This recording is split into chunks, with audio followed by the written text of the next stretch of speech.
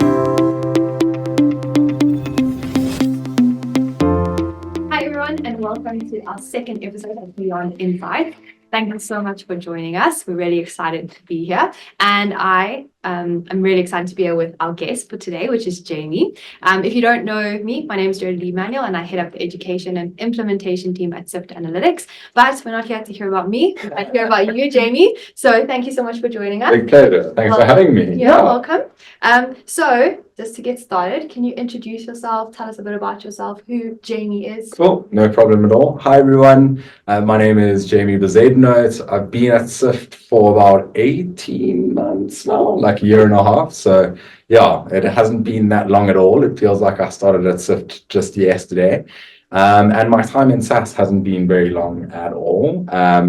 So yeah, let me start at the beginning and then we can get to where we are now. So when I was growing up, I was about 16 and all of my friends were doing really fun things.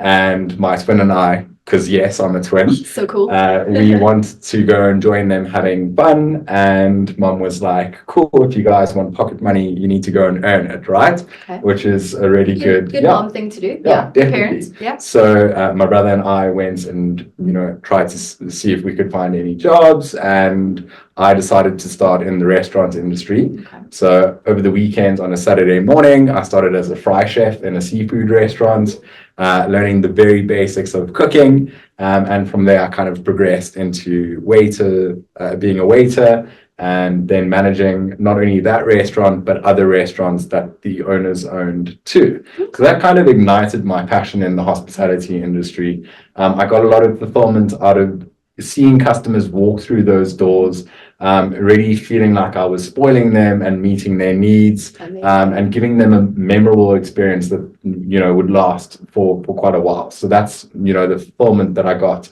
out of being in the industry. It sounds very inspiring and exciting. And I think, just super relevant for what we're chatting about today, which is customer success and satisfaction and how to keep customers coming back for more, no matter what industry you're in. Because as you said, you started in hospitality, but now you don't work at a hospitality industry, but we still want our customers to have the same experience that you're talking about. Okay, cool. So I want to ask next, how long did you work in the hospitality industry, and what was it like pros, cons? Okay, cool. Yeah, so the hours in the hospitality are insane. Okay. But as an auditor, I'm sure you can relate to long hours. Definitely. I think a little bit different. I feel like you're probably on your feet a lot more. Yes, yeah. But we still have to go ask clients. So probably similar. Yeah, so I mean, informally from when I was 16 till obviously when I matriculated, and then during vacations, I was also working in the restaurants over back work and that sort of thing. And when I was in grade 10, so in South Africa, we have subject choice like discussions with our teachers and our parents. And that kind of sets the tone of where you want to be and what you want to study after you leave school, right? And I was kind of deciding between whether I wanted a hospitality education or whether I wanted a more formal university education. And luckily, I had the foresight at the tender age of 18 to decide, Jamie, I think it's a better idea to get a university degree. Because what happens if in 20 years, you don't want to be in hospitality anymore. And yes, it was my passion. And yes, I loved interacting with guests and that sort of thing. But, it's more university applicable. If I wanted to pivot and work in a different industry, at least I had the qualification behind my name that I would be able to make that change, right? So, yeah, absolutely thrived in hospitality. I worked for one of the world's largest hotel companies, and quite a few of those 5-star hotels as well. I started as a sales administrator and I kind of worked myself up from there, worked in a number of different departments, and ended as the learning and development manager for the largest 5-star hotel in Africa. Amazing. So yeah, like I had definitely reached the top of my game there. It was really exciting, running around a 19-story hotel every day, interacting with different teams, doing a lot of on-the-job training, and then of course, interacting with guests on a very personal face-to-face basis, right? So I thrived, a lot of variety in what I was doing, a lot of interaction directly with the guests that were staying at the hotel. And then COVID hit. The world was kind of turned upside down. Mhm. And I think one of the key phrases at the time was pivot, right? Yeah. Pivot. Everything was about pivot. Yeah. So I figured, being on a reduced salary and not knowing when this chaos was going to kind of end, how am I going to pivot and find something else that is analogous and, where there are parallels between what I'm currently doing and what I could potentially do, and something that suited my skill set. So I kind of casted a wide net, and started applying for success jobs. And I read through the job descriptions and I was like, this is kind of similar. I bet I can sell, my skill set in hospitality to what I'm doing in SaaS. So started at another software provider in the same ecosystem as Sift, and was there for about a year and a half. And then, now I'm at Sift. Yeah. Cool. So I think it's interesting, like last week we chatted with Alex about transferable skills. And I think this is definitely, speaking to that, having skills that are transferable or pivot, as you call it. Yeah. So maybe before we dig into, where you are now and what you're doing now and SaaS compared to hospitality, maybe what were some of your biggest key takeaways that you got from your work experience in terms of, customer service, keeping them happy? Because I think, in hospitality, it's very easy to see if a customer is unhappy. They're going to send back their food, or they're going to ask for the manager. But in SaaS businesses, often clients are a lot quieter, or they'll just cancel. They won't tell you anything. So I think it'll be really good for us to reflect on those, so we can all learn from it. Even for as accountant or business owner, your customers aren't always going to be asking for the manager if you're not running a restaurant. So if you could share some of those. Sure. And I think dealing with customers is an unavoidable part of business in general, right? Doesn't matter what you're selling or whether you're service based or product based or online or B2B or C2C or whatever the case may be. There's always going to be an element of dealing with the customer and a customer complaint, and you can try your level best to make sure that you've ticked all of the boxes and you're trying to give your customer or your clients the best experience, but things sometimes go awry, right? The only certainty in life is at some point something will go wrong. Exactly. Yeah. So I think my learnings from hospitality that are definitely analogous to SaaS and service in general is proactivity. So anticipating the customer's needs or the client's needs. And I think at the heart of that is realizing you're dealing with the person at the end of the day, right? And I think what I always go back to, even with the team, quite a young team at Sift. So when we're doing those sorts of coachings, I always try to remind the team, how would you like to be treated? What kind of conversation would you like to have if you are on the other end, sending a message through intercom? Break it down, try be as relatable as possible. So definitely proactivity. Consistency is very important. And if you're not being consistent in your approach to customers, you're probably not scalable in the way that you're handling the customers. So it might be all very well and good with your 5 customers, and they might have the best experience. But what happens when you have 15 customers, right? And we all want to grow. Exactly. So it's important to consider that. The personalized touch is also very important because we are dealing with people once again. So I think those are like 1 or 3 of the main takeaways from being in hospitality. Of course, there's a ton of other soft skills that are really important. Every person is different. So you kind of need to adjust your approach.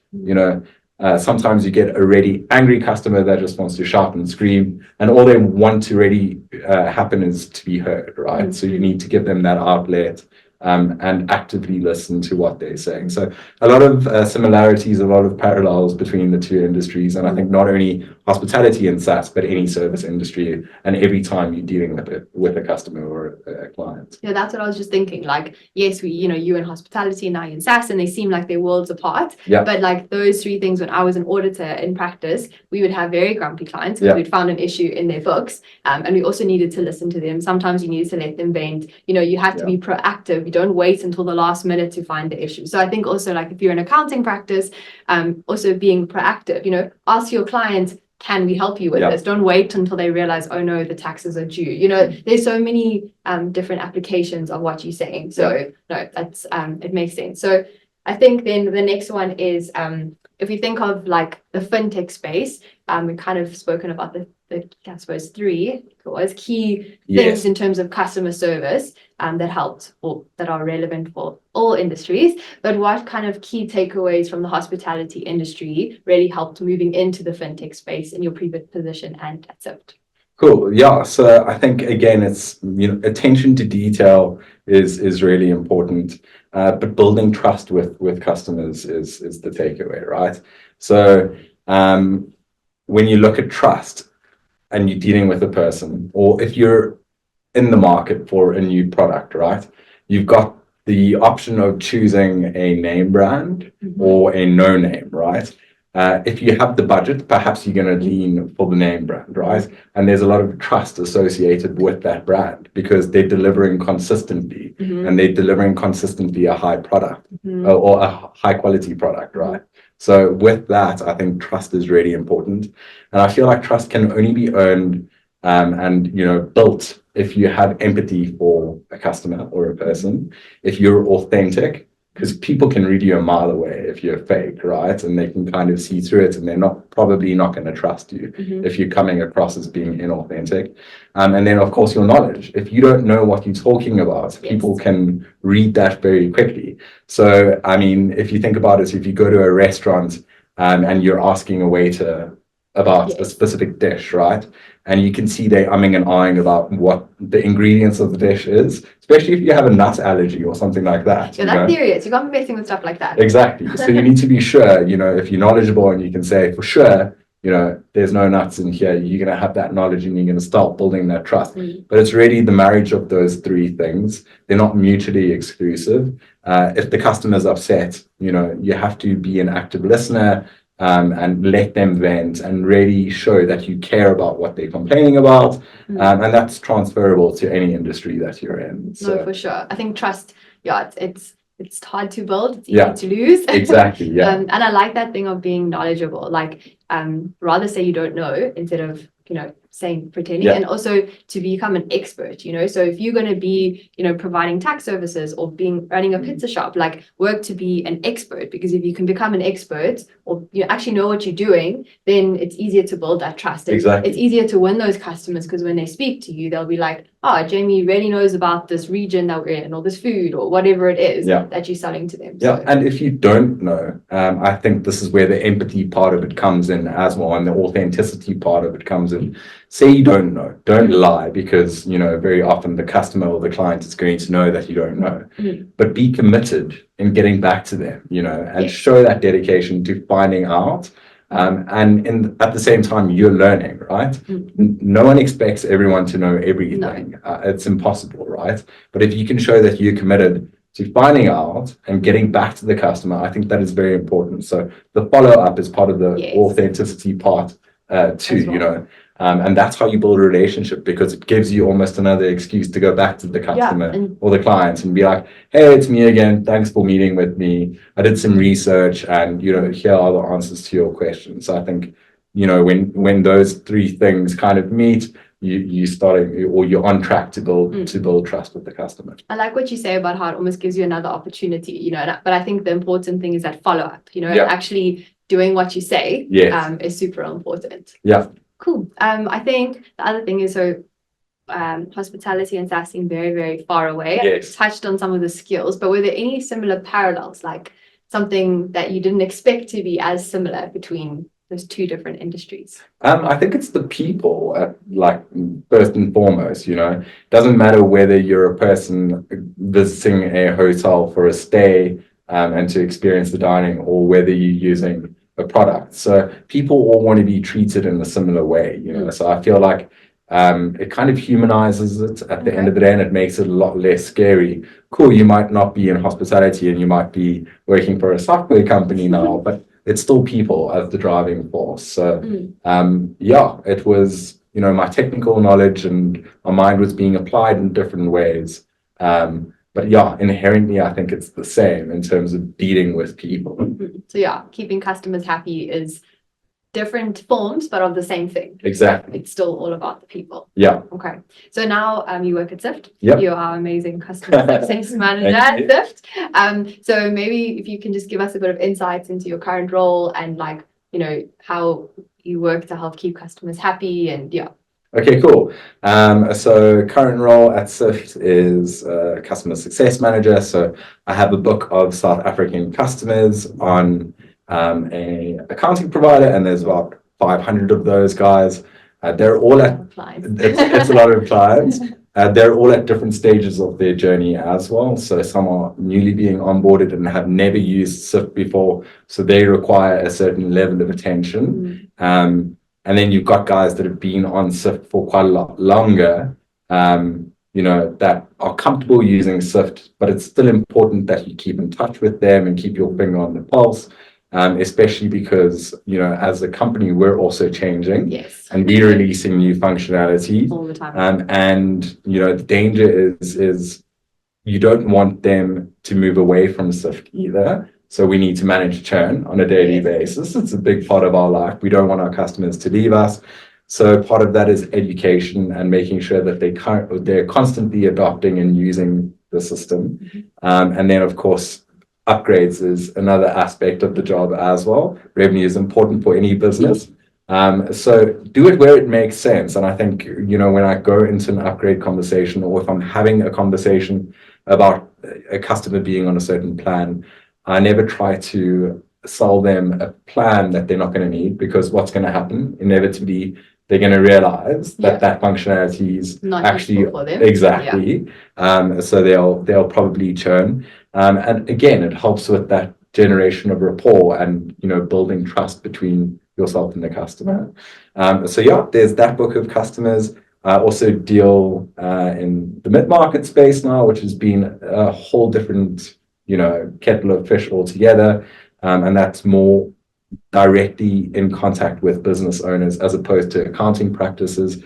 So you have to also adjust and realize the conversations that you're having with even smaller accounting practices is very different to the approach that you would take and the communication to a larger accounting practice, right? And also people are at different levels of being tech savvy and computer literacy and that sort of thing. So patience is another very important soft skill. No matter what industry you're in, you have to be patient. I generally find that I am quite a patient person. I would agree on that. But it's interesting. I love my job. When you can see the difference that it's making in your customers' lives and the output that's being sent to their clients, very fulfilling, very rewarding. I think I can echo those sentiments. But what I'm getting from you is it's all about I think what I'm hearing, the key to customer success is you have a customer and you want to solve their problem, and you want to find the best solution for their problem, which is hopefully what you have to offer. But if it's not, then you need to, find a solution to their problem or send them to someone who would, So, and it's all about, solving problems. And I think that is also relevant to all industries. Yeah, definitely. I think, it's not always an easy job dealing with customers on a daily basis. It's a marriage of all of those kinds of skills. You have to have quite a high EQ as well. You have to be customer centric. You have to be committed to finding a solution to the customer and committed to providing a solution. And as you say, sometimes you don't have the solution, but it's important that you communicate, the solution doesn't exist, or, if you've made a mistake, it's only human. So often I see, customer success done wrong. How many times have you had a bad experience and you've received an email, one-liner, sorry, Or not even that. Or not just even. Don't respond. So sometimes it's better to just face the music, get on a call, apologize profusely, but do it sincerely, do it genuinely, authentically again. And like 9 times out of 10, the customer's understanding, and they'll give you another shot. I think on that, in my experience, like if something goes wrong, it's not great, but it's hard to fix. So I went on a trip to Jordan once, and I have this amazing travel agent I always use for everything. And she booked this tour, and we got to the border with my dad, who wasn't well, and the tour guide she booked just wasn't there. Oh, gosh. Like no one was there. It was 40 degrees, and I was like a little bit annoyed. And I called on a Sunday at like 4 PM, and someone picked up the emergency line. And within 10 minutes, the tour company was there. And I'm like, it's not great that it went wrong, which I think is similar, but it's how it was resolved and how they took it seriously and all of that. And so I'm like, it's almost better because now I know if anything else goes wrong in future, they've got me. So reliable, exactly. And that's going to impact your decision on whether you're going to use that travel agent again, right? Yes, something went awry. Yeah. But they fixed it. They took accountability. Yeah, they took accountability and they were committed to fixing it, which is really great. So you're not always going to have a flawless customer experience. We wish. We wish that's our plan. Our goal. Yeah. Okay, so I think we've heard a little bit about Sift. We've heard about you. I think at Sift, our stance from my experience is to keep all of our customers happy, and we do that in a lot of different ways. Maybe just touch on that, and then we can move on to like maybe more applying those lessons. What do you think for like our listeners? Cool. So availability, something that I pride myself on quite highly, is I'm always available, whether it's, you know, a WhatsApp, an email, a meeting. All of my customers have access to my calendar. So if they're struggling with something on Sift, you know, they always are welcome to book a time with me. Yeah. It's a Zoom call. My camera is always on. I'm not in PJs with my hair a mess. Always looking great. Always looking great. But, you know, we are based in Gauteng, and quite a large proportion of our customers in South Africa are actually based in Gauteng. So we also give our customers the option to either come to Sift and have lunch with us after we've met, a delicious coffee from Baraya Barista, or I'm more than happy to go and see them where they are. So it's, you know, reducing those barriers to communication, meet the customer where they are, and I think they appreciate that quite a bit. So lots of different avenues of engagement with my customers. I'm always of the firm belief, meet the customer where they are. You know. Makes sense. Yeah. So I think that also speaks, because again, everything you're saying is relatable. So the majority of our listeners, I think, are accountants and business owners. So maybe if we could just kind of refine it, like what takeaways do you think they should be getting? How can they, based on your experience, be providing better service to their customers? Cool, sure. It's a tricky one, right? Deep questions here, Jamie. Yeah, very tricky one. I think it's all about the customer experience from the start, right?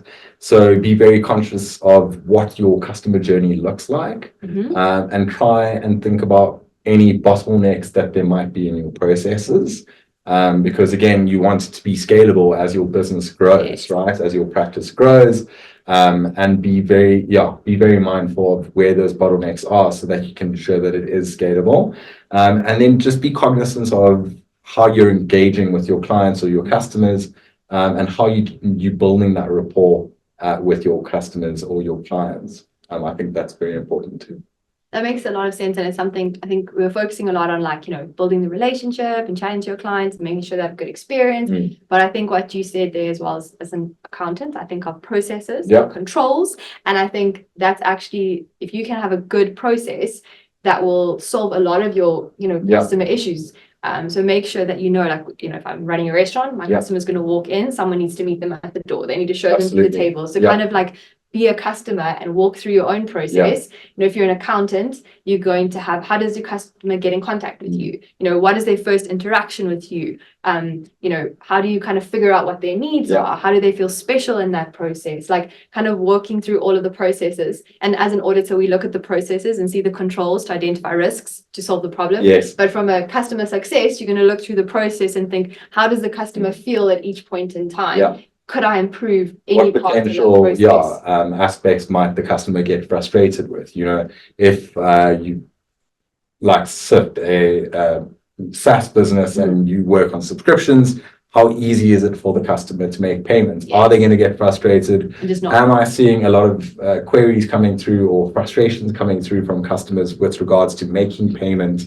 You know, that should be something that should be ironed out from the get-go, right? And if you can get those processes right from the start, already you're going to ensure that your processes or your customer growth is scalable, and you're going to limit the amount of frustrated customers that are going to come to in the first place. Exactly. So it's all about making sure you kind of have streamlined your process. You make sure that you know what their customer experience is. So I'm liking this. The auditor in me is excited looking at the workflow, doing a walkthrough. That's what we call it.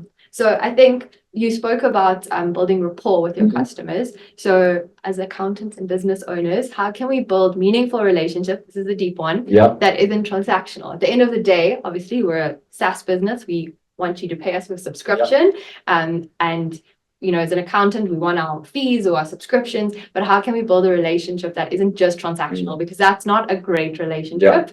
And maybe also, why is it important to do that actually? Cool. I think, you know, if you are approachable and you are authentic, going back to that little pyramid once again, if you're sincere and you let your guard down, people can easily, you're more relatable, right? And I generally find I'm quite a relatable person. Obviously, people come from different cultural backgrounds and that sort of thing. So that level of sensitivity is important, especially if you're meeting someone for the first time. Yes. You don't know what cultural differences exist, and you obviously don't want to offend one of your customers. For sure. So I think, start wary or, tread lightly, and you can kind of feed off the other person's energy to know how casual are they or how formal are they, and don't just jump into the nitty gritty of the system or the product or the sales pitch, right? Yes, pay me this much. Yeah, spend a bit of time, get to know the customer, get to know what their pain points are, what products they or services they are selling, and what solution you could potentially offer them. And you'll see generally over time, especially if they are coming to you on a more regular basis, if you are dependable and consistent in your approach and not just forgetting to respond to an email or taking forever to respond to them in general, that's not going to do anything for your relationship. But it's definitely one of those things that develop over time. And I think Sift has done an amazing job at that.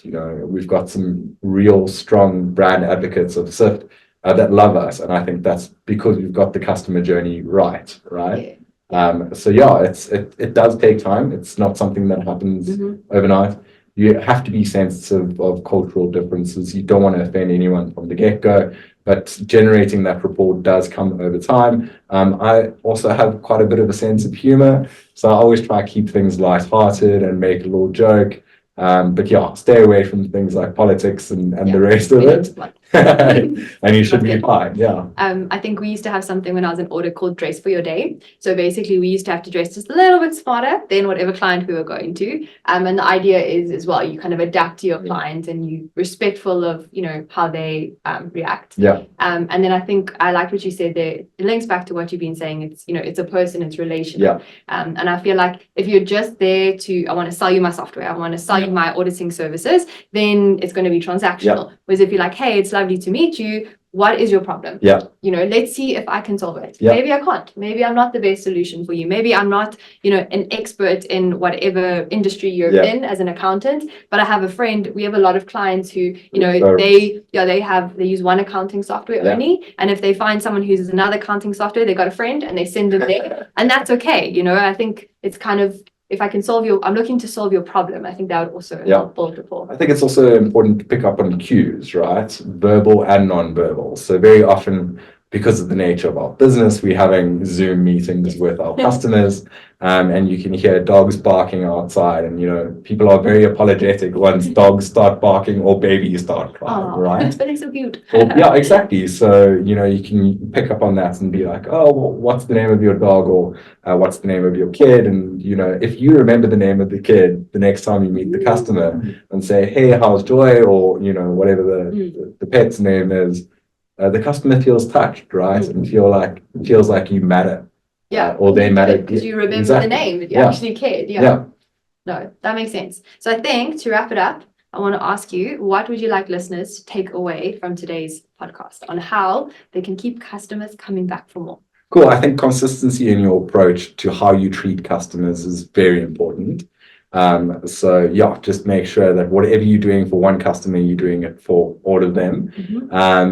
Sincerity, being empathetic when a customer has a complaint, and then knowledge, not really much I can say about that, but you're all experts in your field. That's why you got into it. I think that's really the crux of the matter. Cool. I think my key takeaway from what you said was the process, getting that process right. Because a lot of what we think about customer success or support or keeping customers happy is when they're unhappy. But if you can try and make sure that they don't become unhappy the majority of the time by having a good process, I think that really helps. Avoid the complaints by being proactive in the first place. Proactivity, I think that's key. So I hope that you guys got a lot from that. Obviously went from hospitality to SaaS, and in between there's a whole bunch of other industries that maybe you guys find yourself in. So hopefully this was useful to you. It definitely was for me. Thanks. But yeah, thanks so much for joining us. Big Jamie. pleasure. It was lovely to have you. Really exciting being here. I know this is episode 2 of this new venture, so really exciting. I'm sure it's going to skyrocket and we're going to have millions of viewers and subscribers in a few months. Tell your friends, everyone, please get them to join. But yeah, next week we have another exciting guest, so I hope that you'll join us next week and all the ones before. Please share and let others know about it. But yeah, I hope you found it valuable and thanks so much for joining us. Goodbye. Cheers, everyone. Bye.